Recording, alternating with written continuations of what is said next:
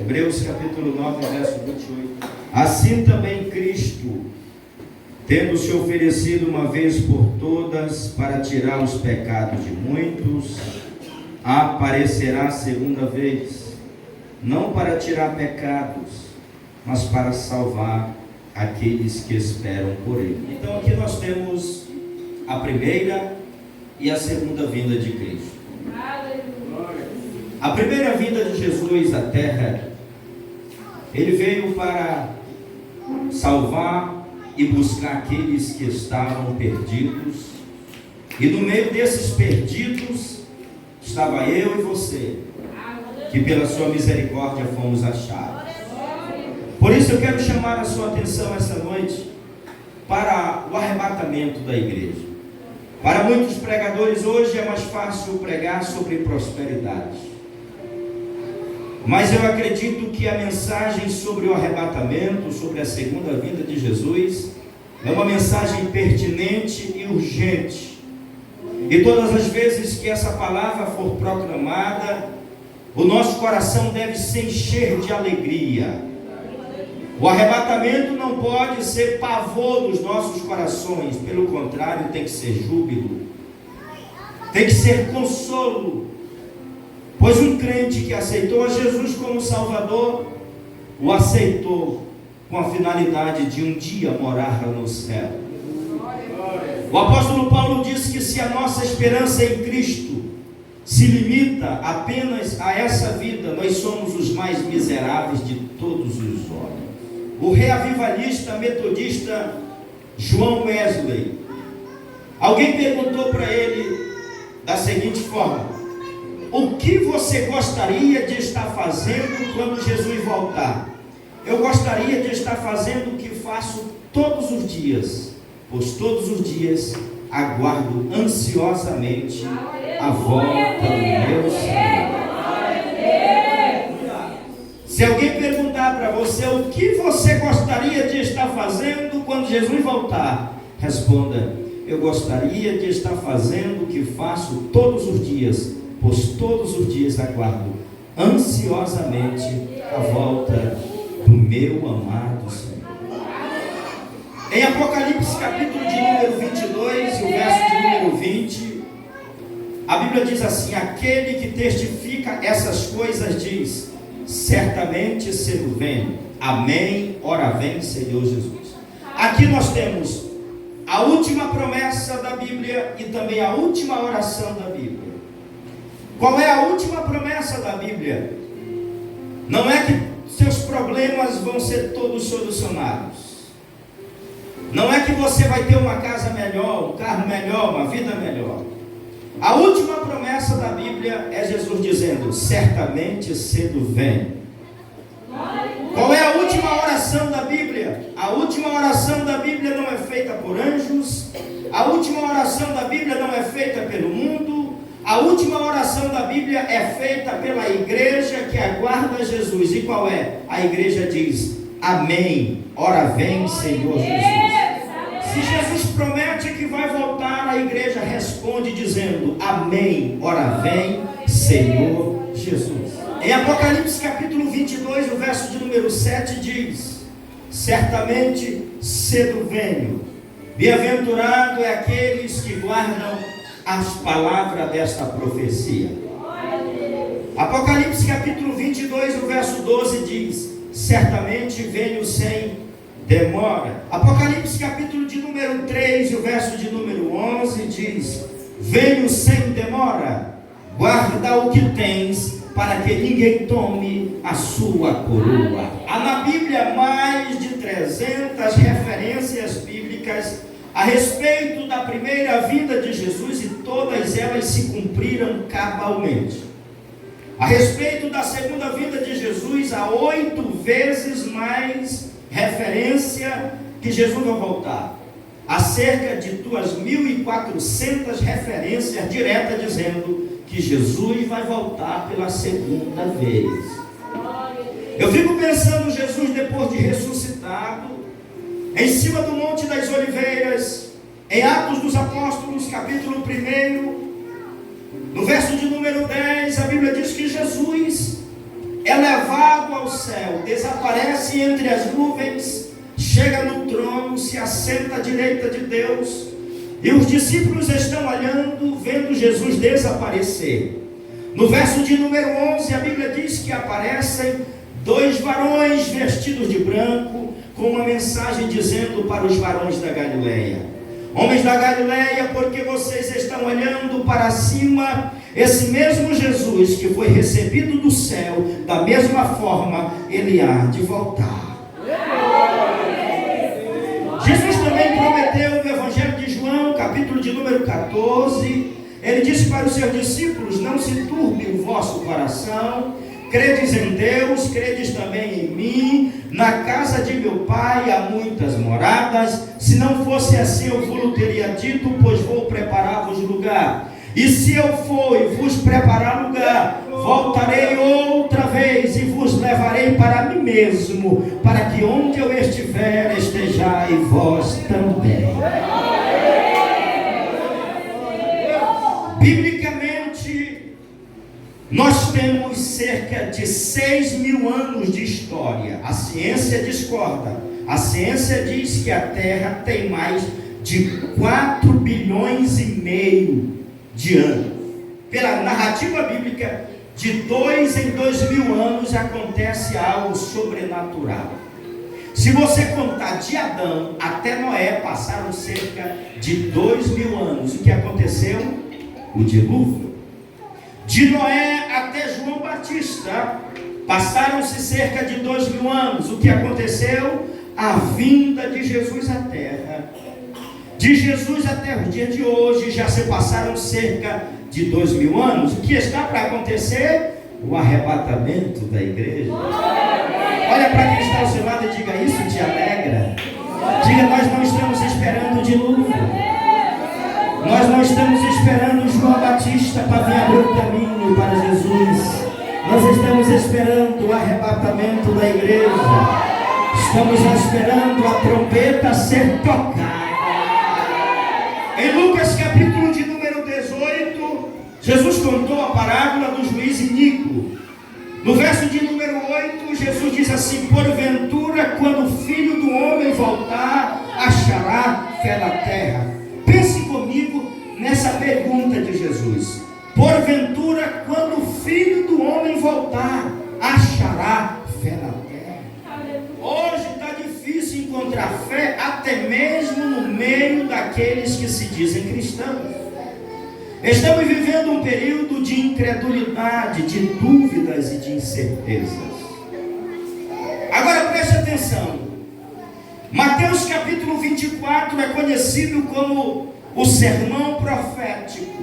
No verso de número 3 do capítulo 24, estando Jesus sentado no Monte das Oliveiras, os discípulos perguntaram: Senhor, dize-nos quando sucederão essas coisas, e que sinal haverá da tua vinda e do fim do mundo? Jesus responde dizendo: acautelai-vos para que ninguém vos engane. Nós estamos vivendo um período de falsas igrejas, falsos pastores, falsos mestres, falsos pregadores, falsos irmãos, falsos milagres, falsas mensagens. O islamismo tem mais de 1 bilhão de adeptos e todas essas pessoas estão em um berço de cegueiras espirituais. O catolicismo romano também mantém mais de 1 bilhão de seguidores. As grandes religiões do Oriente, como o hinduísmo, o budismo, também mantém num berço de cegueira espiritual milhares de pessoas. O engano está tomando de conta da terra, a ponto de já existir seitas, grupos de pessoas pregando nas nossas ruas, nas casas, dizendo que você não deve se preocupar com relação ao arrebatamento, porque Jesus vai dar um jeitinho, vai arrumar a terra e nós vamos morar aqui num tempo de paz, num tempo de harmonia, onde o leão vai ficar junto com o boi. Estava pregoando por aí. Tem pregando por aí dizendo, olha, no céu só tem lugar para 144 mil. Aí eu fico pensando, que loucura, que falta de compreensão, porque se no céu só tem lugar para 144 mil, não tem lugar para eles que estão interpretando desse jeito, eles já estão fora. Eu fico pensando a capacidade da mente desse Deus que eles apregou, como que a Bíblia diz que Deus é tão grande que do nada fez todas as coisas, que o apóstolo Paulo, pregando em Romanos, capítulo de número 11, a partir do verso de número 33, ele começa a louvar a Deus dizendo, ó profundidade da riqueza, tanto do conhecimento como da sabedoria de Deus, quão inescrutáveis são os seus juízos e quão insondáveis são os seus caminhos. Quem conheceu a mente do Senhor, ou quem foi o seu conselheiro, quem primeiro lhe der alguma coisa para que possa lhe ser restituído, porque dele, por ele, para ele são todas as coisas, a ele seja a glória para sempre, amém.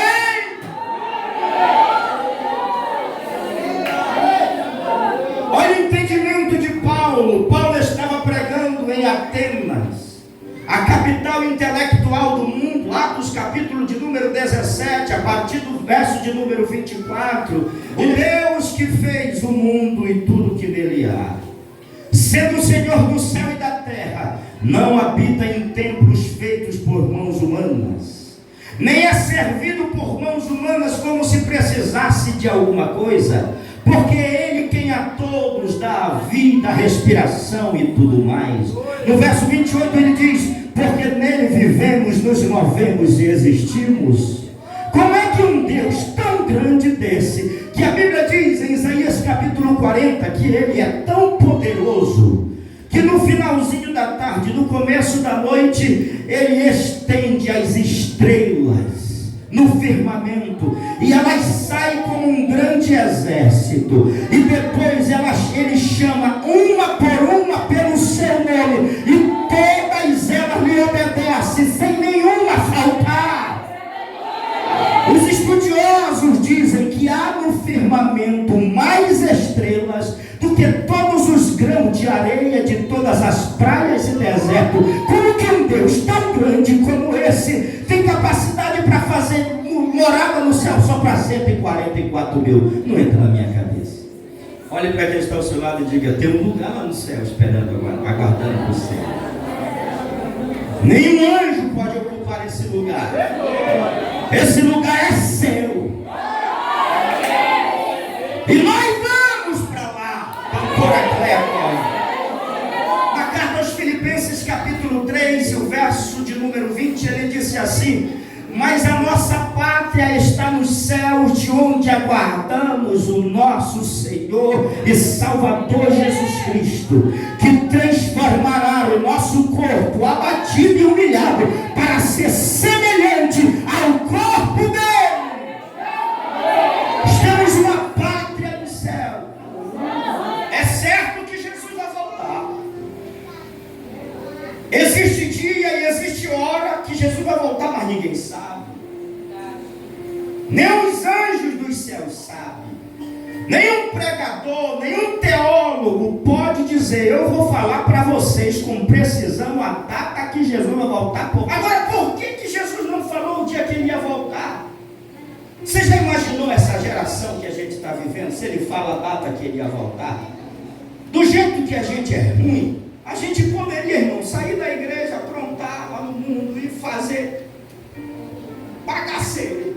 Momentos antes de Jesus voltar, todo mundo volta para a igreja, pede perdão, se reconcilia, pode querer se passar de ovelha. Aí Jesus disse, não vou falar o dia não, mas é o seguinte, estejam preparados, porque eu vou voltar. Em Mateus capítulo 24, verso de número 12, Jesus disse assim, se por se multiplicar a maldade, o amor de muitos esfriará. Em Mateus capítulo 24, verso 13, Jesus diz, mas aquele que perseverar até o fim, esse será salvo. Diga ele. Diga ele. Precisamos perseverar firmes até o fim. Pastor, eu já tenho 30 anos de crente. Se não perseverar, não vai. Já conheço a Bíblia de Gênesis e Apocalipse. Se não perseverar, não vai. Um certo homem leu a Bíblia por muitas vezes. Perguntaram para ele: diga-me quantas experiências você descobriu dentro das Sagradas Escrituras, quantas verdades. Ele disse: eu li a Bíblia várias vezes, de Gênesis a Apocalipse, de Apocalipse a Gênesis, e só aprendi duas coisas. A primeira é que eu não sei de nada, e a segunda é que só Deus sabe de tudo. Jesus vai voltar. Você está preparado para esse momento? Se a trombeta tocar agora, será que você está preparado? Jesus não vai voltar para preparar quem está despreparado. Jesus vai voltar para buscar quem está preparado. Jesus vai voltar para aqueles que um dia o receberam como Senhor e Salvador, e que, independente das lutas, das guerras, das batalhas, da cruz pesada, do sofrimento, sangue no meio da canela, ele persevera. Arrastado, mas ele persevera. Gemendo ou chorando, mas ele persevera. Sorrindo ou triste, mas ele persevera. Empregado ou desempregado, ele continua crente.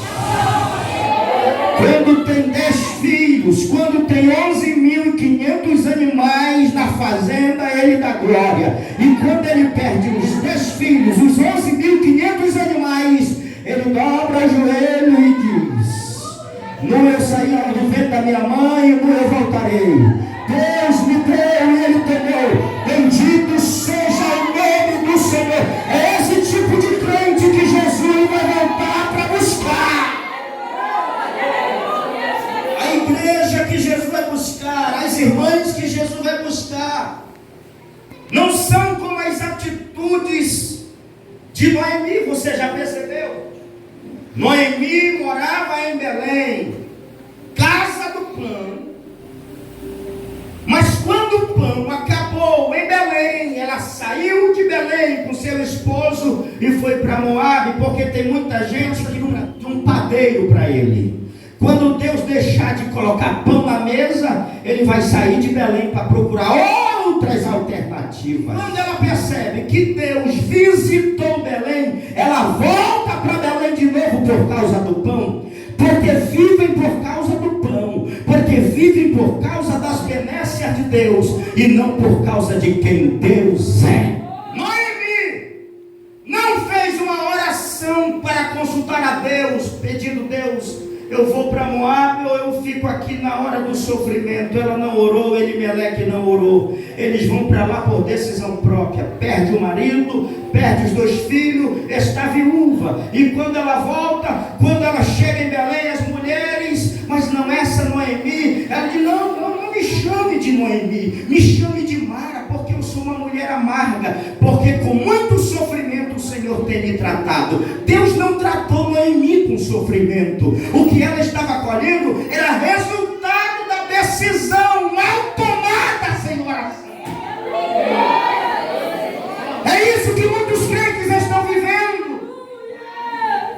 Estão vivendo coisas amargas porque tomaram decisões erradas sem consultar a Deus. Se você for fiel a Deus, quando você passar no vale, você nunca passará só. E quando teus pés pisarem no lagar da dor, ele vai te colocar no colo, porque ele é fiel. Deus cuida de você, cuida da tua casa, cuida de mim. Ele cuida de nós nos mínimos detalhes. Mateus capítulo 24, verso 36 diz: porém daquele dia e hora ninguém sabe, nem os anjos dos céus, nem o Filho, mas unicamente o Pai. Agora preste atenção nesse detalhe aqui, Porque até hoje você ouve pregador dizendo: nem Jesus sabe o dia que ele vai voltar. Mas irmão, como é que ele vai voltar e não sabe o dia que ele vai voltar? Não está entrando em choque aqui? Agora deixa eu explicar. Quando Jesus disse assim: nem os anjos dos céus, nem o Filho, perceba, Jesus ainda estava na sua natureza terrena. Como homem ele estava limitado ao conhecimento. Como homem ele estava limitado ao tempo, ao espaço. Mas Jesus cumpriu o plano da redenção. Morreu, ressuscitou. No domingo ele ressuscitou bem cedo. De tarde os discípulos estavam com as portas trancadas, com medo dos judeus. Jesus não precisou bater na porta, Jesus já entrou sem porta aberta. Quando eles olharam, Jesus estava no meio deles. Jesus não estava mais limitado ao tempo. Ele venceu o mundo, ele venceu o pecado, ele venceu os opositores, ele venceu Satanás, ele venceu a morte. Voltou para o céu e está sentado à destra de Deus. Agora eu não posso dizer que ele não sabe quando vai voltar. Eu tenho que dizer que ele sabe quando ele vai voltar. Porque ele não está mais limitado ao tempo. Ele não está mais limitado ao espaço. Ele sabe quando ele vai voltar. Qual deve ser o meu comportamento, o seu comportamento em relação a aguardar a volta de Jesus? Marcos capítulo de número 13, a partir do verso de número 35, Jesus disse assim: vigiai, porque não sabeis a que hora virá o Senhor da casa, se ao entardecer, se à meia-noite, se ao cantar do galo, ou se pela manhã.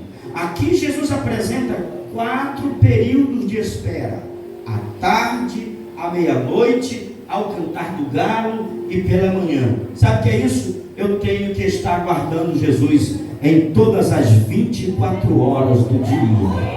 Eu tenho que estar esperando ele ansiosamente. E por que eu tenho que estar esperando ele ansiosamente? No verso de número 36 diz: para que vindo inesperadamente não vos ache dormindo. A igreja de hoje precisa ser sacudida. Assim como Paulo sacudiu a igreja de Roma. Romanos capítulo de número 13 e os versos de número 11 e 12, Paulo escreveu dizendo: e digo isto, irmãos, conhecendo o tempo, que é já a hora de despertarmos do sono, porque a nossa salvação agora está mais perto de nós do que quando aceitamos a fé. Você lembrou o dia que você aceitou a Jesus? Lembrou aí? Quem lembrou? Você estava ruim, não estava? No dia que você aceitou Jesus, já estava um pouquinho longe a vida de Jesus. Quantos anos de crente você tem? Quantos anos já se passaram? Não responda. Agora está mais perto. E qual é o conselho de Paulo? Ele diz assim: a noite é passada, o dia é chegado. Deixemos, pois, as obras das trevas e nos revistemos das armas da luz. Precisamos acordar do sono. Precisamos deixar as obras das trevas. Precisamos nos revestir das armas da luz. Porque Jesus está muito perto. Aleluia. Hebreus capítulo 10, o verso 37 diz: porque dentro de um pouquinho de tempo, e aquele que há de vir virá, e não tardará. Quanto tempo falta para Jesus voltar? Só um pouquinho. Só um pouquinho de tempo. Só um pouquinho, irmã Franciana. Só um pouquinho, irmã Graça. Só um pouquinho.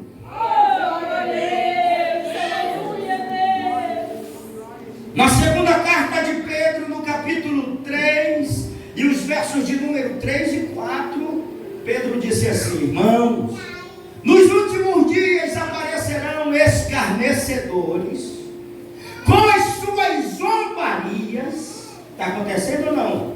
Escarnecedores com as suas zombarias, andando segundo as suas próprias paixões, e dizendo: mas onde está a promessa da sua vinda? Porque desde que os pais morreram, as coisas permanecem do jeito como foram criadas no princípio. Cuidado, irmão. Eu já estou vendo até cristãos, pessoas que pelo menos se dizem cristãos, dizem: não, eu acho que ensinaram errado. Eu vi tanta gente dizer que Jesus ia voltar, e por que ele ainda não voltou? Mas vamos para a Bíblia. O apóstolo Pedro, no verso de número 8 do capítulo 3 da sua segunda carta, ele diz: mas irmãos, vocês devem entender que um dia para Deus é como 1000 anos, e 1000 anos para ele é como um dia. No verso de número 9 ele diz assim: mas Deus não retarda a sua promessa, ainda que muitos a tenham por tardia, mas é longânimo para com todos, não querendo que ninguém se perca, mas que todos cheguem ao arrependimento. Pastor, por que Jesus ainda não voltou? Porque ele está dando escape, ele está dando oportunidade. No verso de número 15, Pedro diz assim: considerai a longanimidade do Senhor como oportunidade de salvação. A palavra longanimidade é a capacidade de ser longo. O Senhor é muito longo, o Senhor é muito longo. Ele está dando oportunidade, ele está tendo misericórdia da terra. Mas irmãos, está chegando a hora que essa longanimidade vai acabar. Está chegando a hora que esta porta chamada porta da graça vai fechar. Jesus não está voltando. Todos que me ouçam aqui esta noite, preparem-se, alvejem vossas vestes, coloquem mais azeite nas lamparinas. Vejam o que nós estamos falando, vejamos por onde estamos andando, vejamos o que estamos aprovando, analisemos a nossa conduta. Jesus está voltando, e quando a trombeta tocar, não vai dar tempo de se arrepender, não vai dar tempo de se humilhar, não vai dar tempo de pedir perdão.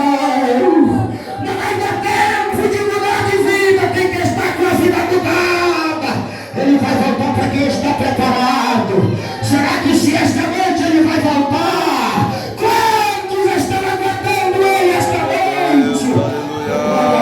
Glória a ele. Se você está aguardando ele, diga: Jesus pode voltar porque eu estou preparado. Volta porque eu estou te aguardando. Volta, meu amado. Volta porque eu estou no mundo, mas eu não sou do mundo. Eu não amo esse mundo. Eu amo o céu.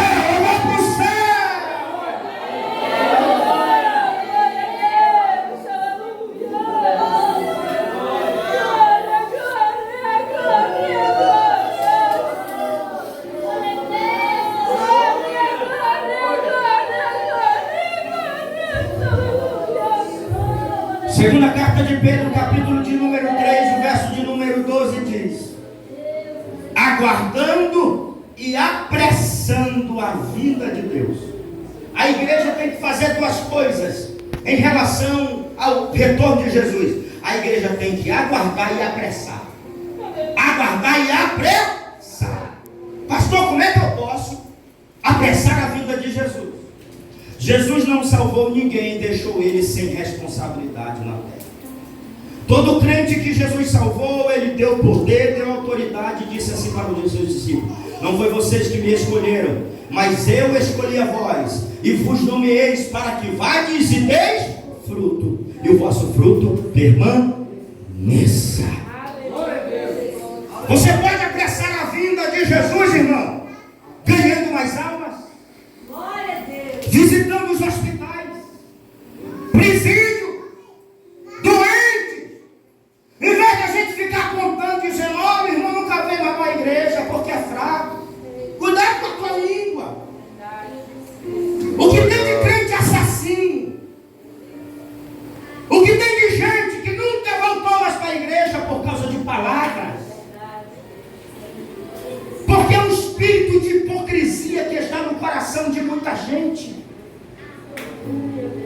terrível quando você olha para você mesmo e se acha mais crente do que os outros. Jesus não vai vir buscar crentes de ferro, não. Jesus não vai vir buscar crentes querubim. Olha, eu sou quase um querubim. Jesus não vai vir buscar irmãs arcanja, não. Eu sou não. Ele vai vir buscar crente fraco. Esse pregador que está pregando aqui é mais fraco do que todos vocês que estão aqui.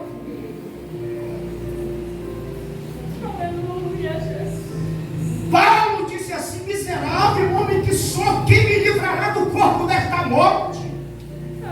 Você sabe o que Paulo estava querendo dizer? Quem me livrará do corpo desta morte? Até no tempo de Jesus, o pior tipo de morte dos romanos era a morte de cruz.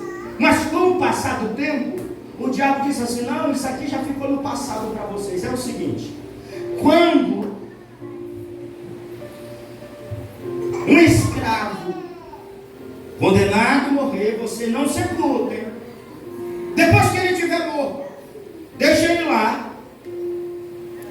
Quando um soldado condenado à morte está condenado, sentença marcada, sabe o que vocês vão fazer? Peguem o corpo daquele homem morto e amarrem ao corpo do homem condenado, braço com braço, perna com perna, tronco com tronco, e faz ele caminhar até ele perder a força. Aquele homem condenado saía carregando aquele corpo morto no seu corpo. Aquele corpo morto entrando em estado de putrefação. Aí ele ia contaminando aquele corpo vivo até que ele morria. Por isso que Paulo dizia: miserável homem que sou, quem me livrará do corpo desta morte?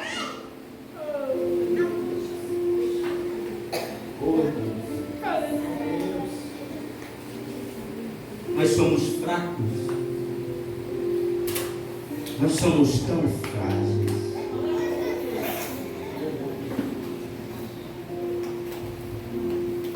Ninguém vai chegar no céu porque prega muito, porque canta muito, porque rege, porque chora, porque dirige. Nós vamos chegar no céu por causa da misericórdia. Porque Ele tem misericórdia de nós. Glória a Deus. Oh, irmão. Aleluia, Jesus. Eu abro meu coração esta noite para dizer para você: vamos perseverar. Aleluia. Não se venda. Aleluia. Não se corrompa. Vamos arrumar a vida. Vamos nos quebrantar diante de Deus. Glória a Deus. Vamos dar as mãos aos outros.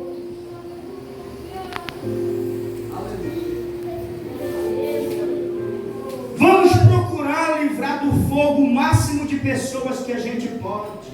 Graças a Deus. Vamos arrebatar do inferno a alma. Aleluia. É visitando, é orando por elas, é guerreando. O que tem de gente desanimada, irmão? O que tem de gente que já foi instrumento de Deus na igreja e hoje está nas garras de Satanás? Glória a Deus. Aleluia. Porque sabe quando é que Satanás deixa de lutar contra a vida de uma pessoa? Depois que ela morre. Nasceu, irmão. O diabo já está num caos. É 24 horas para nos tragar, nos tirar da presença do Senhor. Glória. Por isso eu digo para cada cristão que está aqui, para cada irmão, para cada irmã: persevere. Seja forte. Não desanime. Não olhe para trás. Não retroceda. Diga: eu vou chegar lá. O meu Deus vai me ajudar. O meu Deus está me ajudando. Paulo, escrevendo na sua segunda carta a Timóteo, capítulo de número 4, verso de número 7 e 8, ele disse assim: assim tem que ser um crente na hora da morte, irmão. Ele disse assim: combati o bom combate, completei a carreira, guardei a fé. Se a morte chegar para mim hoje, eu tenho que dizer assim: combati o bom combate, completei a carreira, guardei a fé.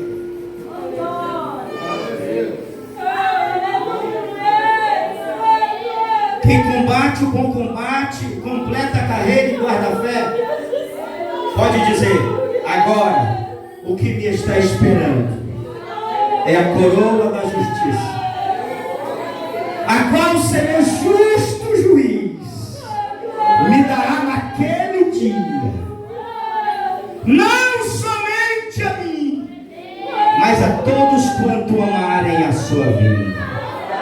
Quem ama a vinda de Jesus aqui? Só quem ama a vinda de Jesus aqui.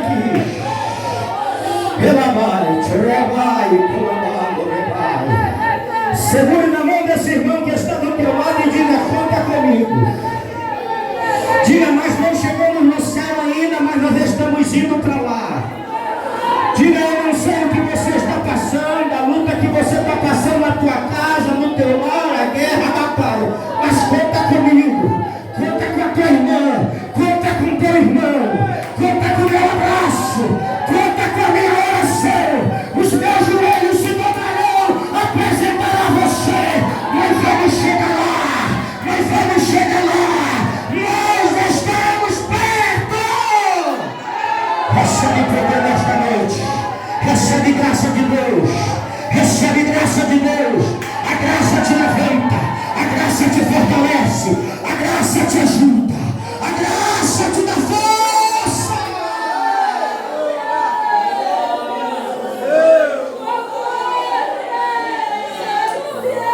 Persevera, Daniel. Persevera, meu filho. Persevera, Vale do Jaboque. Persevera, Gileade, persevera. Persevera, persevera. Não larga a cruz, não olha para trás. Nós vamos para o céu, nós vamos para o céu.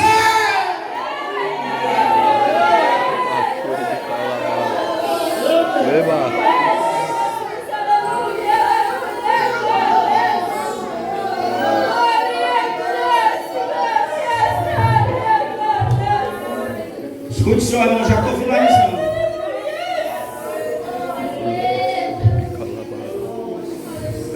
Jesus falou de sinais que antecederia a sua volta.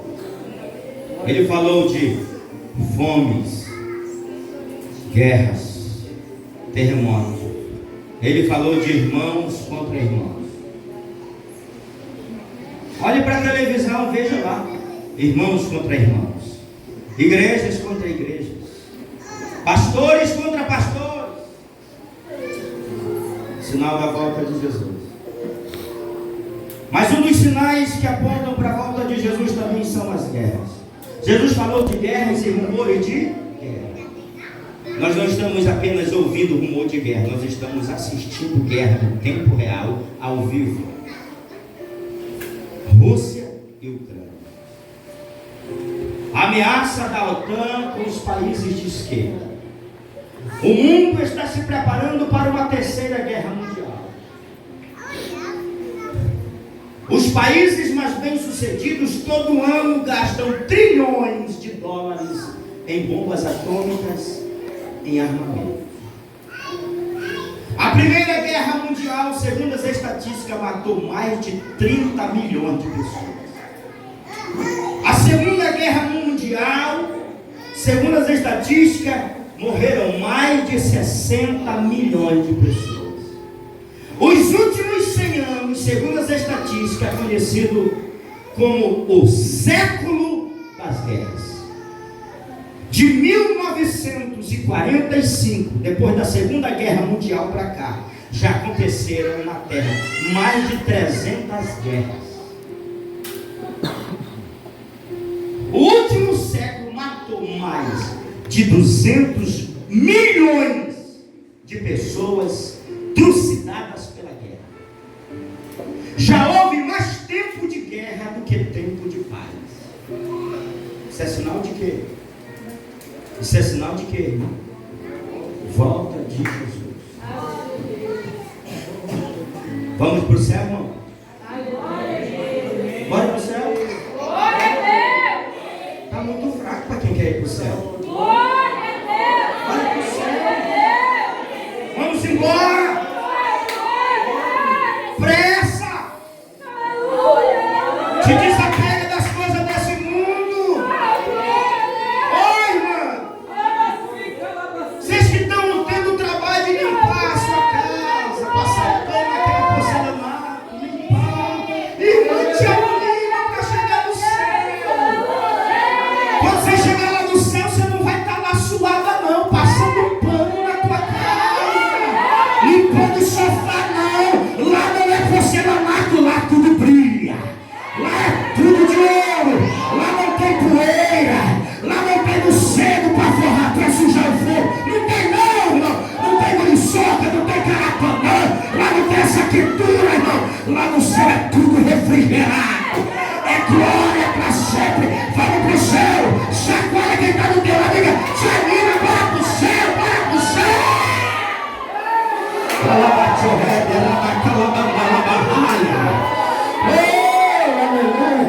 Você que é pintor, aproveita para pintar casas aqui, porque quando chegar lá no céu, não vai ter parede para você pintar, não. Lá a parede nunca fica velha.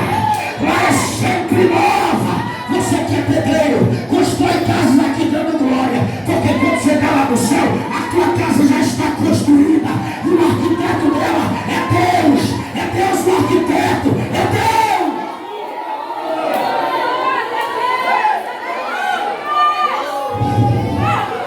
Tem gente brigando por causa de besteira. Gente brigando por causa de casa. Por causa de carro. Irmão, isso aqui vai ficar tudo por de Cristo, irmão. Deixa por de Cristo tudinho. A nossa casa está lá. Nós vamos embora para lá. Nós vamos embora para lá. Perdoe agora. Ame agora. Abrace agora. Congregue agora. Leia a Bíblia agora. Jejue agora. Ore agora. Ganhe almas agora. Se consagre agora. Jesus está voltando. Fica de pé comigo esta noite em nome de Jesus. Eu sei que você já está com vontade de ir embora, eu sei. Fica de pé comigo. Mas você tem que sair daqui esta noite com o teu coração aberto. Aqui você pode não ter a tua casa de sonhos. Aqui você pode não ter o carro que você deseja. Mas se você perseverar, casa que você vai morar lá no céu. Nenhum bilionário, nenhum trilionário teve o privilégio de morar numa casa como a nossa. John Rockefeller, conhecido como o primeiro bilionário do planeta. Se ele tivesse vivo hoje, a fortuna dele seria mais de 420 bilhões de dólares. Glória a Deus. Isso é um dinheiro. Glória a Deus. Quando ele morreu, um repórter chegou com o contador dele e disse assim: quanto foi que Rockefeller deixou? Ele disse assim: deixou tudo. Não levou nada. Porque enterro não há caminhão de mudança. Você já viu, irmão? Um caminhão de mudança levando as coisas lá para o cemitério. Levando tudo enrugado, levando toda a casa, toda a joia. E no caixão não há gaveta, não tem gaveta. Fica tudo. Morreu salvo, está salvo. Morreu condenado, está condenado. Ninguém morre para ser salvo, ninguém morre para ser condenado. Ou morre salvo, ou morre condenado. Hoje mesmo o teu destino está traçado. Hoje mesmo o meu destino está traçado. Se teu coração parar de bater agora, você está morto, acabou. E aí? Está preparado ou não? É Jesus que manda na nossa vida. É Ele. Vamos arrumar a nossa casa. Jesus está voltando. A gente fala tanto de amor, mas é só de palavra. Vamos colocar em prática. Vamos colocar amor em prática.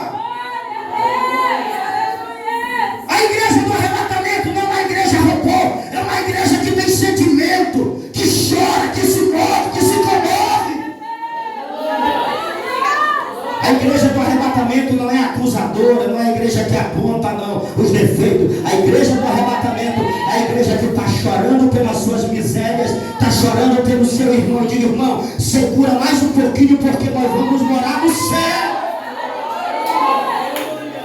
Oh, meu Deus. Paulo, escrevendo aos Tessalonicenses, ele disse assim: não quero, irmãos, que sejais ignorantes a respeito dos que dormem, porque se cremos que Jesus morreu e ressuscitou, cremos também que Deus trará em sua companhia aqueles que dormem.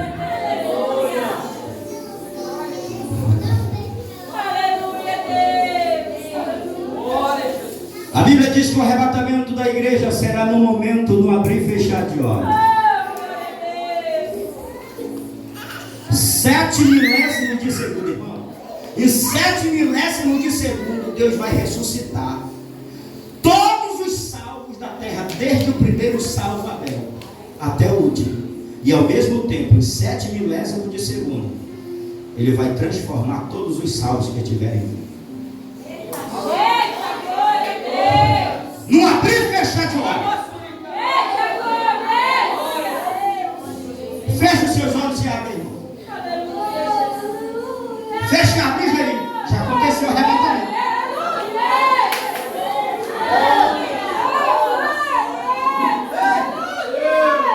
E a palavra arrebatamento, irmão, é ser raptado com violência. Olhe para quem trouxe uma dica, que prepare para ser raptado. Jesus vai raptar a igreja. 7 milésimos de segundo. Vamos embora! Vamos embora! E lá nas nuvens vou encontrar minha mãe, que eu choro todo dia. Foi no começo da pandemia. Vou encontrar com ela. Ela, mãe, vai encontrar com a sua irmã, vai encontrar lá. Mas ele vai encontrar lá. Pela mão do rebanho. Imagine, irmão, nesse momento. Aí Paulo escreve dizendo aos 1 Coríntios capítulo 15, ele diz assim: eis que vos digo mistério, nem todos dormiremos, mas transformados seremos todos no momento, no abrir e fechar de olhos, ao ressoar da última trombeta. A trombeta soará, os mortos ressuscitarão incorruptíveis, e nós seremos transformados, porque é necessário que aquilo que é corruptível se revista de incorruptibilidade, e aquilo que é mortal se revista de mortalidade. E quando o que é corruptível se revestir de incorruptibilidade, e aquilo que é mortal se revestir de imortalidade, então se cumprirá a palavra que está escrita: tragada foi a morte pela vitória. Onde está a morte, a tua vitória? Onde está o inferno, o teu aguilhão? O aguilhão da morte é o pecado, e a força do pecado é a lei. Mas graças a Deus que nos dá a vitória.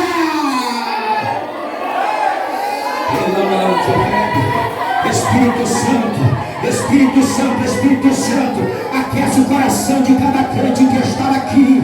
Este povo saiu da tua casa, Senhor, para vir te adorar nesta noite de quinta-feira. Senhor Jesus, aumenta a fé, aumenta a esperança, Senhor da glória. Se o desenho nesta noite, coloca alegria, alegria do céu, alegria do arrebatamento, Senhor da glória. Renova os vasos, renova os vasos, renova os vasos, renova a esperança, renova a fé. O Senhor está voltando.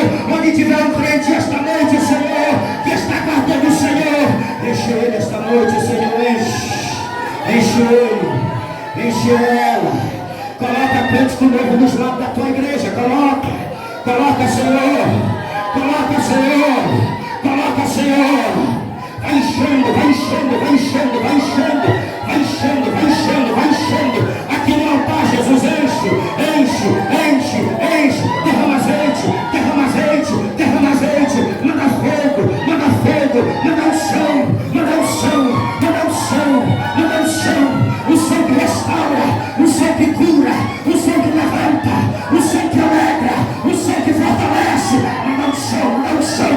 A tua casa vai ser salva. Os teus não vão ficar para trás. Os teus não vão ficar para trás. Os teus filhos vão. Os teus filhos vão. Jesus vai salvar a tua casa. Jesus vai salvar a tua parentela.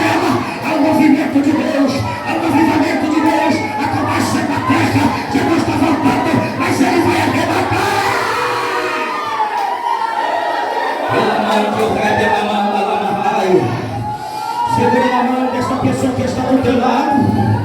Segura na mão que está do teu lado. Segura firme. Segura firme adorando. Segura firme adorando. Deus vai fazer alguma coisa pela tua casa esta noite. Deus vai mudar situações. Deus vai trazer quebrantamento. Deus está nesta noite assinando vitória. Deus esta noite está repreendendo o mal. Deus está tocando nos corações. Haverá um grande mover de Deus. Eu sou profeta de Deus para profetizar na tua casa, na tua família. Pelo poder desta palavra esta noite, eu profetizo salvação no meio dos teus. Libertação, libertação. Espírito do vício, vai embora, vai embora. Sai agora.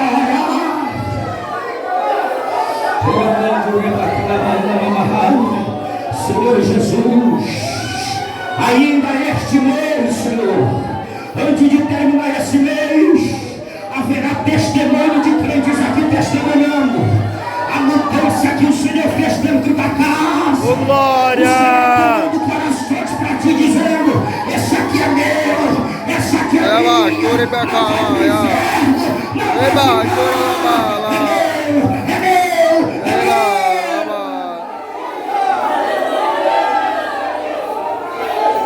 Senhor, eu profetizo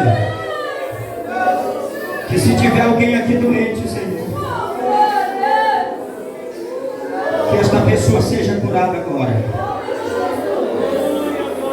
Cura dos rins, do coração, do pulmão, do fígado, sequela do Covid, pontadas no coração, diabéticos sejam curados, pressão seja normalizada, seja estabilizada agora a tua pressão, pontada no coração vai embora, coração grande vai embora, inchaço nas pernas vai embora, inchaço nas pernas vai embora, infecção vai embora, inflamação vai embora, vírus vai embora deste corpo.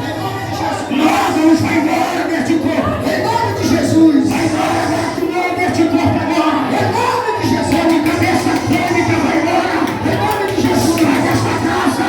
Em nome de Jesus. Vai desta vida. Em nome de Jesus. Vai embora.